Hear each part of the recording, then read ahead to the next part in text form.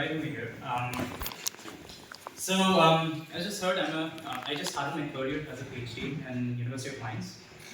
And my idea today is to share some of the work that I've been doing during my PhD. It's still incomplete, I'm still midway during my PhD, but hopefully it will give an idea of how analysis is done in an IceCube and the stuff that I'm working on. So before diving into what I work on, I sort of wanted to give you a small glimpse of my academic journey that I have. So I started as a 4-year master's program here in BITS Pilani between 2017 and 2021. And during this time, I was doing a lab project with Professor Manjula Devi. This was on carbon nanotube doping, which then ultimately turned into a paper after a couple of years of very hard work. My thesis was on axial electrodynamics in topological materials with Professor Jane B and with Professor Madhukar Mishra, right? And this was quite a different field than what I'm currently working on. But then this sort of gave me a very solid bedrock on which I could build up my academic career. So I'm pretty grateful to the physics faculty, really. I mean, it was a really nice opportunity to be working here. And then COVID struck. Unfortunately, during my third year, and then the rest of the 2 years were pretty uneventful. But it was at this point that I entered Neutrino physics. And I was working with the Project 8 collaboration in Mainz at that time with the same professor as I'm working now. So he was to be my future supervisor. And Project 8 is essentially a double beta decay experiment which sort of tries to find out the absolute mass of an electron neutrino, right? And the next year I was working with the Pacific Ocean Neutrino Observatory, which is a water-type, water-based Cherenkov detector. And this is off the coast of Canada. And it's also it works similarly like IceCube. It's also a Cherenkov experiment, but it's based in water rather than ice. And then both of these experiments were sort of really mind-boggling, and it sort of cemented my stronghold into neutrino physics. And ever since then, I've been in neutrino physics. So after my time in BITS, I went to Mainz. I did 2 years of masters. I wanted to pursue more courses, get more experience, especially into the experimental side of particle physics. And so it was 120 credits of master's coursework, and then because I had a scholarship, it also added an extra 23 credits. So 143 credits crammed into 2 years of coursework, which is 2 years of programming, and that was pretty hard. And then during that time, I also attended summer schools, internship conferences, and here are a few of those conferences I can see here. The first one is a summer school, an international summer school from Helmholtz Institute in a place called Darmstadt in Germany. Which was, again, a really nice program, I would say. Then there's this DPD conference, which is sort of like the National Science Conference in Germany, which essentially, if you go to do a master's or if you go and do a PhD in Germany, this is one of the first conferences that you should attend. And then there was a neutrino summer school in Niels Bohr Institute at the University of Copenhagen. I went there twice, and again, I mean, a very, very highly recommended summer school for people who want to sort of introduce the topics, especially if you're at a master's level. And soon after that was my entrance into IceCube. I worked on reconstructions in the IceCube upgrade. For those of you who don't know what IceCube upgrade is, it's a sub-array of IceCube. It has a denser instrumentation than the normal IceCube. So I was working on reconstruction resolutions, and then finally I also got a paper out which was really nice. And yeah, ever since then I fell in love with IceCube, and I've been with IceCube since 2023, so it has been like 2 years. And since 2023, I've worn like different hats. I've worked on reconstruction, I worked on instrumentation, a lot of instrumentation in DQ, and more recently more into analyses. And if everything goes well, fingers crossed, I'll be completing my PhD within 1.5 years, within summer 27. So let's see how it goes. Okay. And since people have asked me more than once, I have not been to this before. That is yet. There is a chance to go next year. Let's see how it goes again. Okay, that's it. So let's actually start at the top now. I've sort of divided my talk into 4 different parts. Phase 1 will be sort of a motivation why even classification is important. Phase 2 is about challenges that I faced in the last 1 year or so.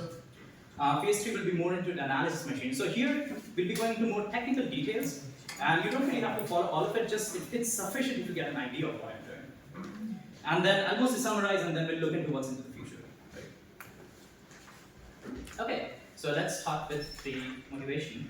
You have seen this picture probably thousands of times. It's a standard model of particle physics, periodic table of elementary particles. And the sector that I'm interested in is in the bottom row of electrons. It's charges electrons called neutrinos. And neutrinos come in 3 different flavors: the electron neutrino, the muon neutrino, and the tau neutrino. And the name comes from its correspondence with its charged lepton partner. So you have the electron, the muon, and tau. And for a long time we thought that neutrinos are massless, but then thanks to something called the solar neutrino problem, and the solar neutrino problem is essentially that the sun is emitting a bunch of neutrinos, and those are electron neutrinos, and then we are detecting a bunch of neutrinos, but then for a long time there was a discrepancy of 1/3, so we could only see 1/3 of the flavor that was actually emitted by the sun. And so where did the rest of the flavors go? Well, they oscillate, right? So if you have a source here and then it emits electron neutrinos, then after a short while it will oscillate into a different flavor with a certain probability, right? And then after a certain while it will again oscillate into a different flavor, right? So you finally end up with a different flavor than you started with, and it seems like the original flavor has disappeared, right? And for neutrinos to oscillate, they need masses. Without masses, it's impossible for them to oscillate. I won't go into the theoretical depth of why they should have masses. But you have to take my word for it. They should have masses.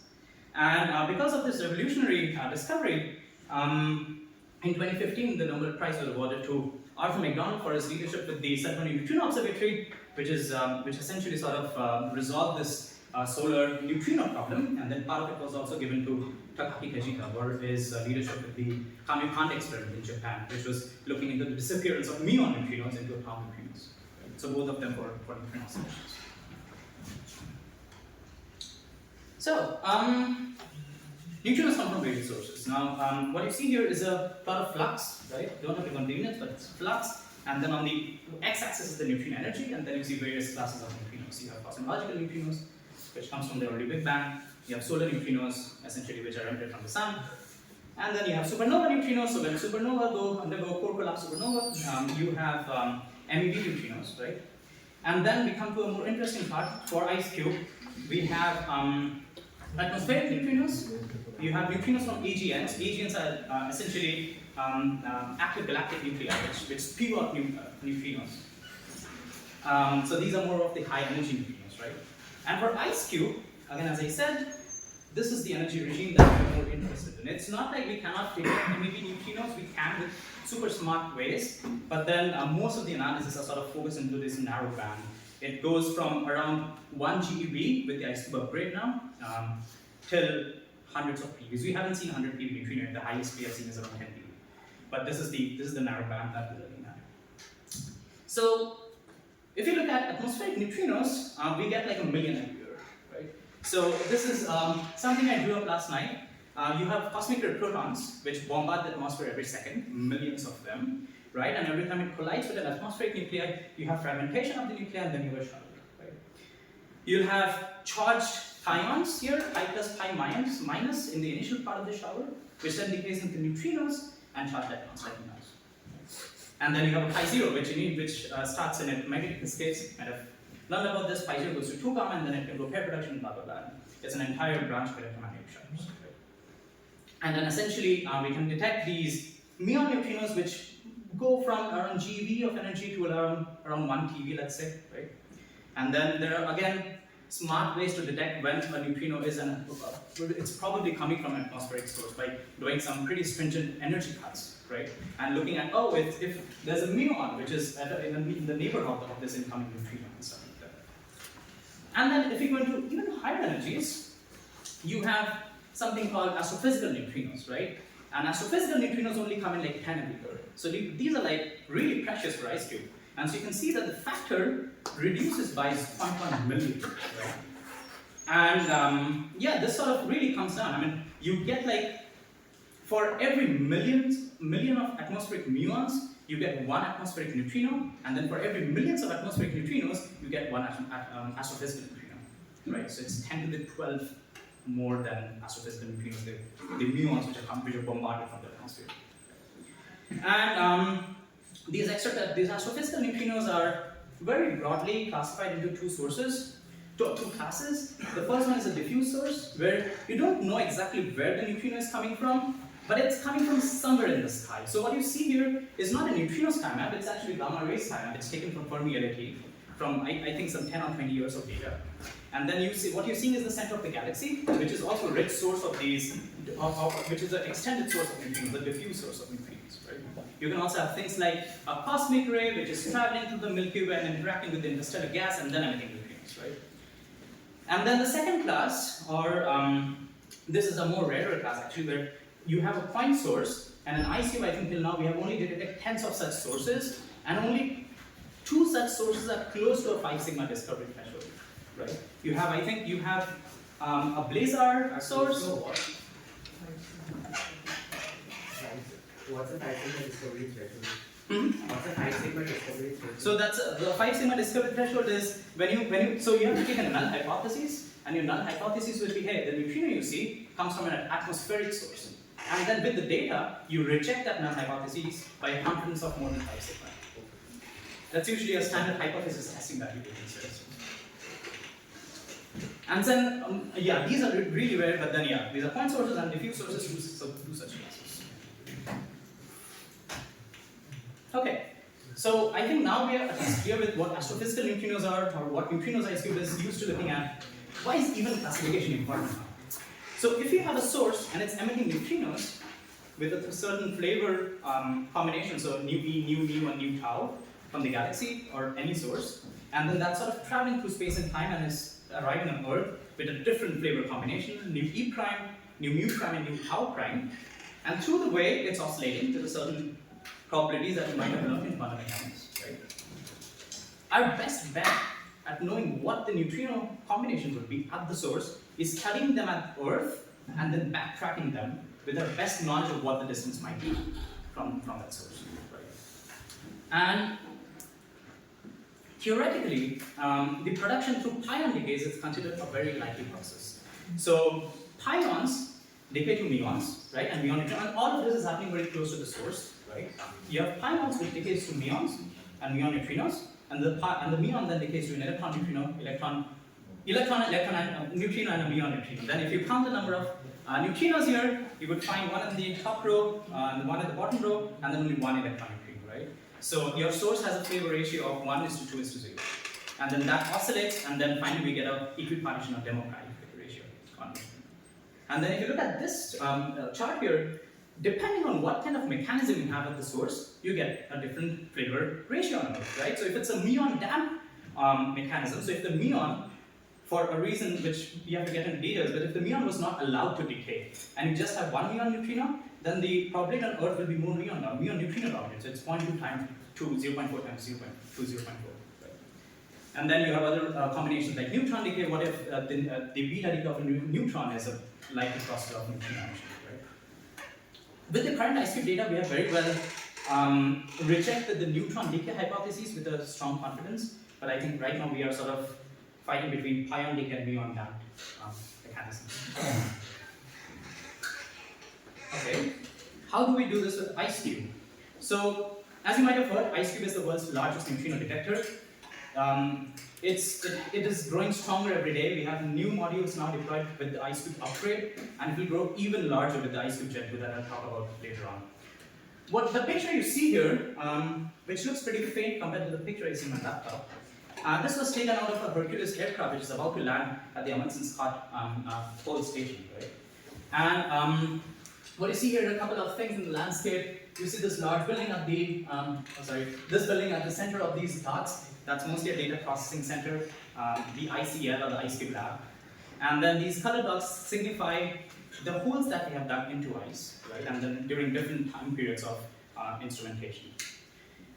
So this is from above the ice surface. If we could look into the ice surface, it would look something like this. All of these gray lines you see are holes. We have 3-kilometer in-depth holes dug into the ice with hot water drills, and it's really fast. Like you can drill one hole in 2 days. In 48 hours, you can drill a 3-kilometer deep hole.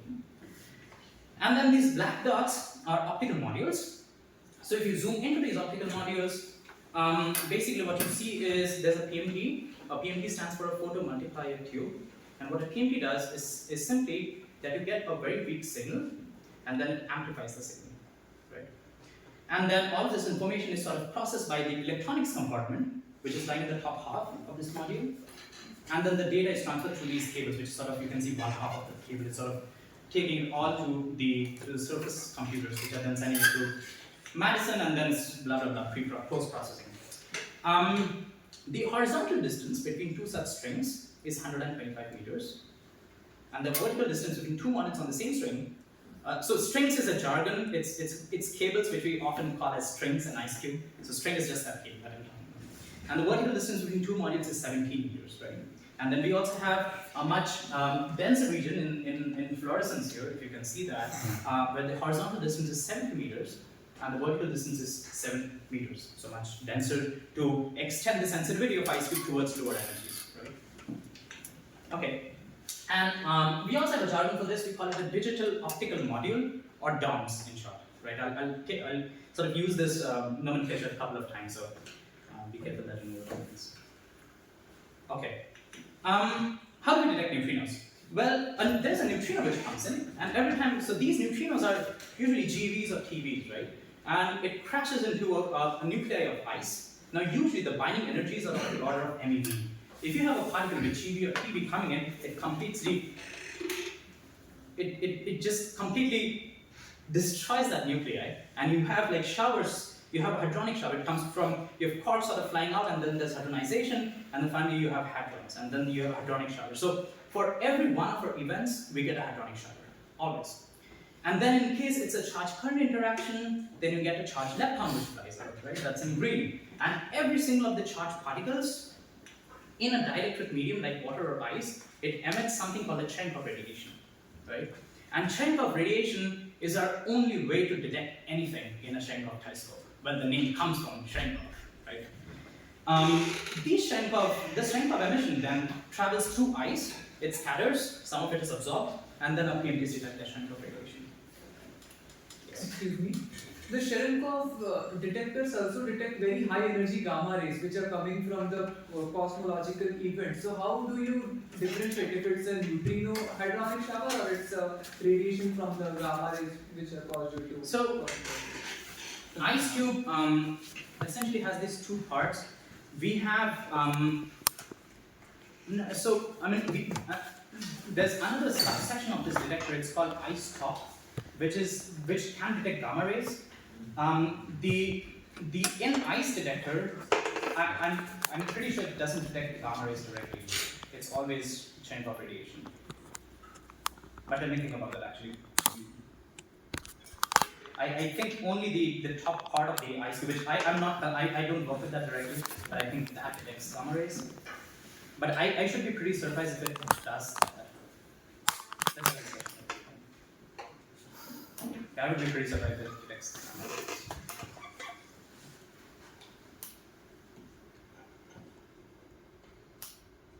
Yeah, I'll probably have to think about this. But yeah. Okay. And so we get two pieces of information now from our PMDs. One is how much charge they collect. So we do not actually can distinguish individual photons, but then it's a bit smeared out. What you get are something called pulses, so a stream of photons which is detected by PMD, right? And then we get the charge, or how much light a module sees. And the second part is arrival time. So we only get these two pieces of information. Then we have to do all our physics using these two pieces of information, right? So this is what events look like in IceCube. And the top panel, you see a new ECC interaction, so electron neutrino charge current interaction. And essentially it's a shower, right? Because you do not get you get an outgoing lepton, but the lepton doesn't travel very far. So it's essentially, because the instrumentation is so sparse, you see like an isotropic light source, right? And then again, about the circles here, the size of the circles indicate how much charge a module sees, and the color represents when the light actually arrives at the module. So if it's red, then the photon arrives very quickly, so it's the earliest, and then it gets more blue shifted, the latter, the more delayed the photon, right?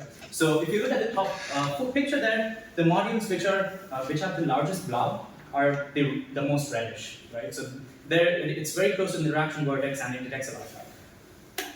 Now, And the bottom part, you see a mu-CC interaction, and mu-CC, and you essentially see this a long track from a muon passing through the detector. And it's very easy, like you can sort of look at it and say, okay, this is a mu-CC interaction, and this is a hadron or a cascade interaction or something, like a shower type interaction, right? Because of the long liver arm of this muon track, especially in hundreds of degrees of energy, right? But the problem starts when you have a new tau-CC interaction, because a new tau interacts, and then you have a tau which is created. Now this tau, the distance that the tau travels through ice, scales as 50 meters per PeV of tau energy. Now think about it. In the last 10 years, IceCube have probably seen like 2 or 3 above PeV neutrino events, right? And this distance scales as 50 meters per PeV, and this is because the lifetime of tau is really short, I think 250 picoseconds or something, right? And then there's a second cascade, or the second shower, and then there's some probability you might get muons, electrons, or a second hadronic shower. Now, usually, if you're looking at an event which is like hundreds of TeVs, both of these showers sort of come together, right? This really comes from a simulation. It's never this good. It's all together, right? And new tau CC event looks identical to new VCC. And using this topological information of charges and timestamp, it's a hard job. In 15 years of IceCube operation, IceCube has seen only 7 events as taus above the 5 sigma discovery threshold. Only 7 of them, right? It's a really hard job. But it's also cherry on the cake. If you do it, I mean, yeah, you get a good paper with lots of citations. So what's the idea of my work? We try a different approach now. What we try to do is probe the neutron abundance of our showers, right? So in every one of our showers, so if you look at like a neutral current interaction or a charge current interaction, let's start with the neutral current first. For the neutral current, you have a neutrino which comes in, and there's a hadronic shower, and then a neutrino which is going out, right? So you get lots of neutron because this method works on how much hadronicity you see in your showers, right? So there's this one shower where all of the energy is deposited, you get lots of neutrons in the neutral current. For a charge current, new tau, you get an initial shower because every event, as I told you, results in a hadronic shower. And then the tau travels, and in the second vortex, there's a probability that 18% of the time you get an electromagnetic shower, and then 65% of the time you get another hadronic shower. So 65% of the times, the new tau has the same hadronicity as an NC, or neutral current, right? But then 18% of the time, because the second one is an electromagnetic shower, which doesn't really have lots of neutrons in it, the neutron count in nu tau becomes much lesser. And then for a nu E, it's always much lesser. I mean, you get a very nice, strong discrimination between nu E and these two classes because just you get so few neutrons. Right now, it's still in the first hundreds of nanoseconds after we even have started. And the question is, as I told you, IceCube is a Cherenkov detector. It can detect charged particles. It cannot detect neutrons directly. Neutron is a neutral particle. So how do we do this? And that's something which comes later on in time. A neutron takes some time to thermalize in ice, right? At the initial part, it will not get absorbed on anything. It's like so fast, sort of going zigzag. It takes around 1 microsecond for it to reach thermal energies. And then it gets captured, and almost 99% of them get captured on hydrogen, right? That's in abundance, right? And then this bound state you see of a neutron and a proton, that's something which you call a deuteron. You might have heard about this bound state in your particle physics classes. And if you have a bound state, it's much more stable than the freely lying hydrogen, right? And the binding energy is dynamic as a 2.2 MeV. That's essentially the binding energy of a deuteron. Now this 2.2 MeV then goes on, it scatters with an electron, a neighboring electron, and then the electron starts flying, and then you see the trend of light from the electron. So this is an indirect detection of a neutron, right? So finally, this is the signal that we're looking for, and I've come up with a fancy name. I call it the neutron echo because it's an echo from the neutrons. And there's a pros and cons to this. First of all, this is very well separated from all of the Cherenkov activity which is happening in the first hundreds of nanoseconds. If you look at the time scale, you're looking at hundreds of microseconds, right? That's 1,000 times delay. But then this is also this 0.1% of the prompt light. It's also a very, very small fraction. So you need to model your backgrounds very well in this case. But if you can do that, amazing, you're done, right? Okay, see that many of the colors are sort of missing from here. I don't know if you can see something. Is this appearing blue, the axis from back there, or does it appear white? That is white. White. Okay, it should be. Okay. So what's the result now?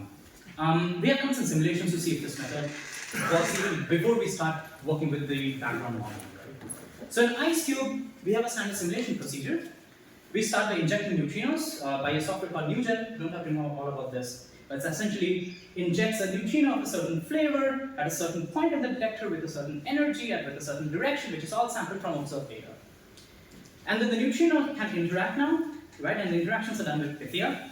Some of you might have heard about that. And then Pythia essentially gives you the final end products after all of the hadronization. Now, you take the final end products and you use John, or Geon, whatever you call it, and then you propagate these particles, right, through your detector. And then finally, all of these propagated particles reach your modules, and then you have to do something called a detector response. So, ideally, you should detect every single one of those photons, but realistically you don't, because you have detector effects such as dead times or limited resolution from your PMTs and stuff like that. And then you do detector response, right? And then you start with the next event, and this cycle goes on and on. John is vicious when it comes to high energy events. It's very, very slow. I think it's still very slow. And we could simulate like around 100 events between 100 TeV and 150 TeV. And what you see is that, so what you see here is a normalized count for different interaction hypotheses. So in green you see an electron-neutrino charge interaction. In blue you see a new tau CC. And then in red you see a neutral current interaction. And you see that statistically we have a leverage over discriminating between these channels. There is, however, some overlap, and this overlap, some of this is intrinsic because of you have fluctuations. So if you start simulating your showers, then every single time you simulate your showers, you might get different count of neutrinos. Although you start with the same seed, you give it the same energy, you give it the same direction, you give it the same point where you should interact in the detector, you still get a different number of neutrons. Some of it is because we are not modeling a neutron production with zero errors. There is obviously some uncertainty there, and some of it is also intrinsic physics. So there is some fluctuation from shower to shower. Right? So there is some spread. For the spread in tau is also because, as I told you, 18% of the time, the second time the tau decays, it's into an electromagnetic shower, right? And then the neutron count is similar to an electromagnetic shower, just a purely electromagnetic shower and stuff like that. So there is plenty of overlap. But then if you go into higher statistics, we do get a discrimination between all of those three. I mean, you can see that the means are separated between these three terms. Okay, so it seems like the method works. Once we saw this, it's time to model the background, and this is where difficulties come, right? The challenges. Just a few years ago, we thought that something that we call a PMT dark rate. A PMT dark rate is a signal that's recorded by a PMT in the absence of an actual photon hitting the PMT. So it's mostly because your PMT is heated up a bit, right? And it emits photoelectrons all the time, and then you still see something, although there's not something happening actually, right? So that's called a dark, it's the dark rate of a PMT, or the dark signal, whatever you want to call it. But then last year we were doing a measurement, and what you see here is a glass, and this glass is the same glass which holds your electronics and your PMT together, right? And we flashed a 265 nanometer light on it. Now the magic is that the glass completely absorbs 265 nanometers light. And then there's a spectrometer, which is sort of attached to the bottom of this box. You can see it from here. But that only records the re-emitted light from the glass. Now glass, as in any material, it has its electronic bands, and you might have also studied this in solid state physics, that if you have a gamma ray hitting an electron, it excites to a different energy level and then de-excites. But usually no material is perfect, and we have traps there where the electron can excite and stay there for hundreds of microseconds before de-exciting and emitting an electron, right? And this is called luminescence, and luminescence has been a big headache for this study. So the second plot that you see here is from spectrometer data. On the y-axis you see photons, whatever the axis, it's a normalized count, let's take it. I mean, it's just the intensity of luminescence. And the x-axis you see wavelengths, and you see that when we go towards UV, so around 370, your luminescence peaks, right? And this is very important because shrink of radiation is not really a delta function 400 nanometers cone which is sort of thrown into your eyes. It has an arrow distribution.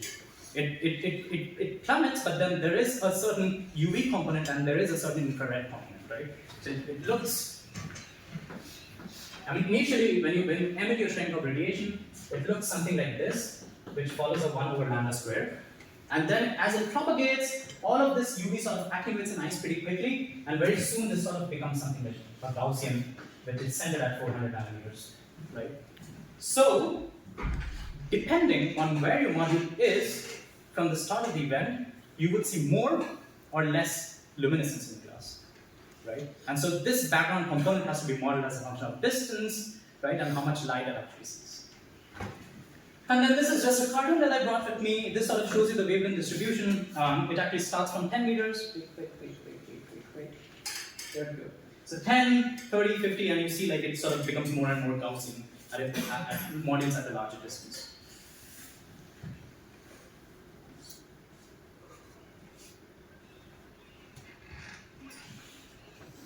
Okay, so we went forward, we did some in situ measurements, and in situ just means inside the detector, right? Inside Alice.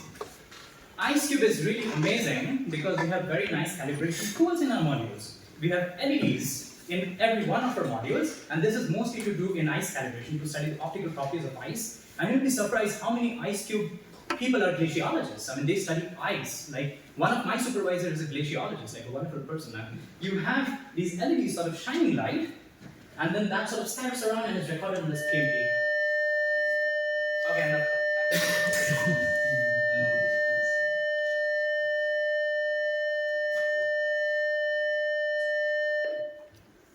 Okay.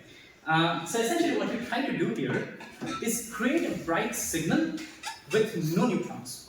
And let's see what the background is, right? And if we see a background, that's a problem. We need to model this. This is caused by a signal which are not neutrons, right? So this is an artificially bright neuron. And we did this, and you can see the data from a couple of modules. On the y-axis, you can read this as the intensity. On the x-axis, it's 15 microseconds to 1 millisecond after the start of the event. Remember that we are looking at delayed times, right? And we do see an exponentially decaying function, and we largely believe that this is due to glass luminescence. But we also see a weird bump here at 100 microseconds. And this bump is really interesting. And I think I have a slide after this. But essentially, I'll come back to this bump. It's an additional pulse we keep seeing. But then you can, as you can see, you can fit this background pretty well with a double exponential function. So the glass is not like, it has a fast component and then it has a slow component. You use a double exponential to model it. And then you use a skewed Gaussian function to model that bump, right? And then we did a bunch of measurements. We increased the intensities of our LED. We used different wavelengths, and we saw that as you go higher up in intensities of your LED, this bump also keeps getting higher. So it scales with brightness. And then with different wavelengths, what we see is, I mean, you don't have to look at all of them, but look at 450 nanometers in dotted blue, and look at 370 nanometers in purple.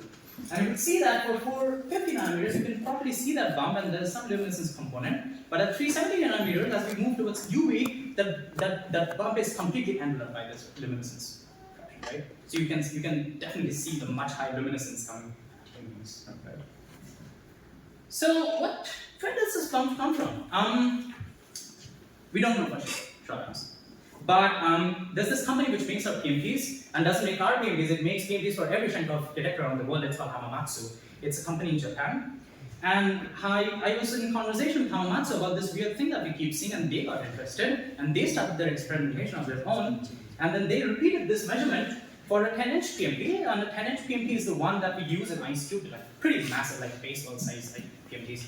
And the 8-inch PMPs, you have 5-inch PMPs, you have 3-inch PMPs, and what they keep seeing is, you should look at this downgoing curve here, from the 10-inch, and then you should look at the upgoing curve for the 3-inch PMPs. But what you essentially see is that as you increase the diameter of your PMP, the position of this pulse also goes sort of towards more delayed times, right? And this is a very strong linear relationship.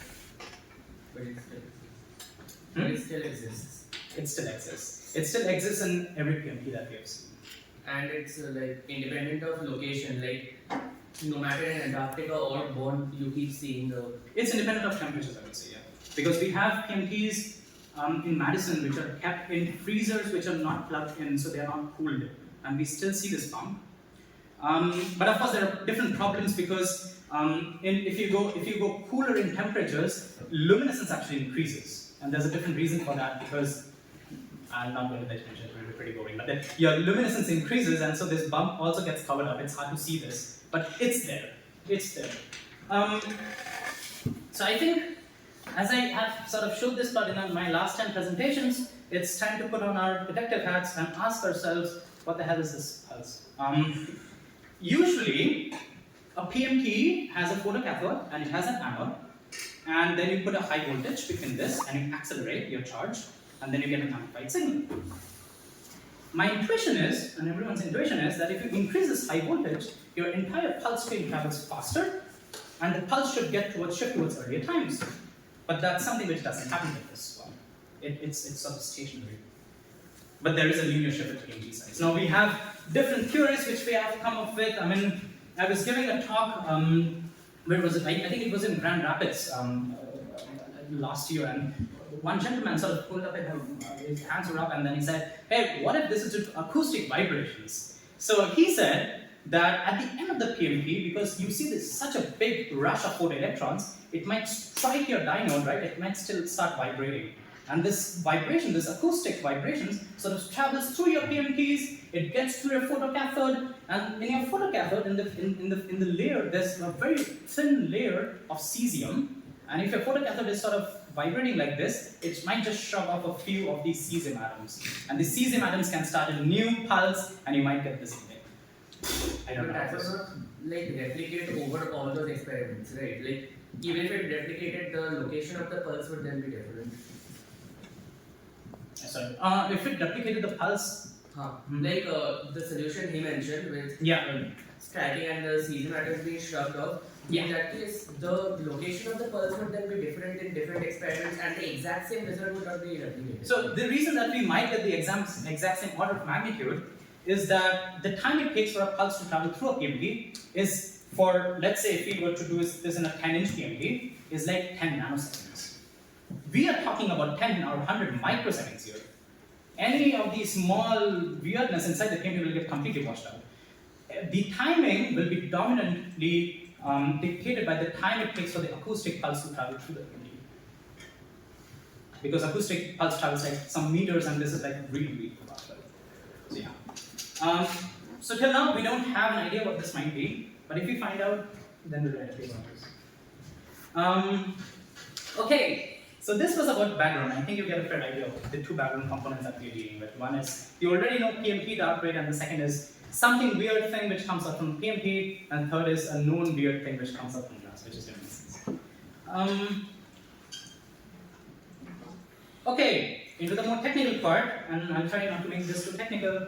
How do I do this analysis? Well, you have data, you make your single PDF. It's a very standard procedure. You make a single PDF, you make a background PDF, and then there are a couple of likelihood, log likelihoods, where you sort of, if you have your data, then what's the most probable number of signal hits, and then once you have your signal hits, what's the most probable failure problem, something like that. So, what kind of data do we see? We see high energy events, right? We see them, and then a smart way to know if this is actually a neutrino event is if the signal starts from inside the detector, because if it's a charged lepton, then it will sort of create light in the outer few modules, but then if it's a neutrino, then the signal actually starts from inside the detector, right? Because the neutrino will not emit any light from in the outer few modules. The light actually starts from the charged lepton, or anything charged particle will start from inside the detector. And then we get two pieces of information, as I told you. We get charge, and we get the photon timestamps. And the time window that we are looking at is pretty delayed, around 20 microseconds to 1 millisecond after everything, all of the events starts. And then this is a cute animation I sort of made up a few weeks ago to show how the signal travels through our different dots into our surface temperatures. This happens all the time. Anytime we sense that there is a high energy event happening, it creates an alert, and we immediately sort of sample out plus minus 1 second around that timestamp. And then you can do whatever you want with this. You can do some post-processing. So this is the data. Then you construct a single PDF. Intuitively, if you're looking at neutron captures, the rate of change of neutron captures would just be proportional to the number of neutrons in the shower at any given time. And then if you solve under the integral, this will give an exponentially decaying signal, right? And when we did some simulations, and very sure enough, it gives us an exponentially decaying signal. And so this one has no pattern. This comes purely from the neutrons, right? The way you model your, you construct your signal PDF, you break up into two separate parts. One is the radial part. So you say that the closer a module is, your interaction vortex, the more neutrons it would see. And then you have a temporal part where you see, okay, once you have a signal, this should decay with a certain function, which is exponentially decaying signal. And then you have a dead time correction. You don't have to worry about that. This is like too much into electronics, but then our electronics are not perfect. Remember, IceCube was built 25 years ago. These electronics are like so old, but then we are still doing some very high-class physics with these things. But these get saturated like really quickly, and then there are also super smart ways that we've come up to correct for these dead times or saturations and stuff. But then all of this stuff is sort of dumped into this dead time correction factor, which is a function of time. Okay, so the background is three different components, as I told you. The dark current doesn't depend on space and time, it's something which is happening inside the PMP all the time.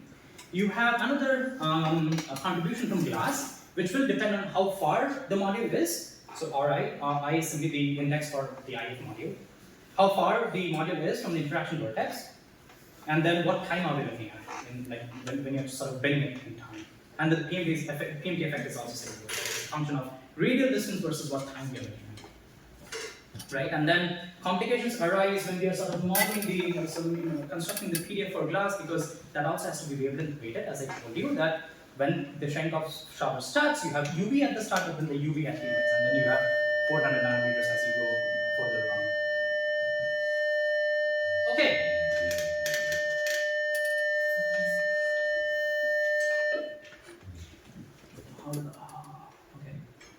Okay, I think I'm almost at the end. So we know that data has signal and background together, right?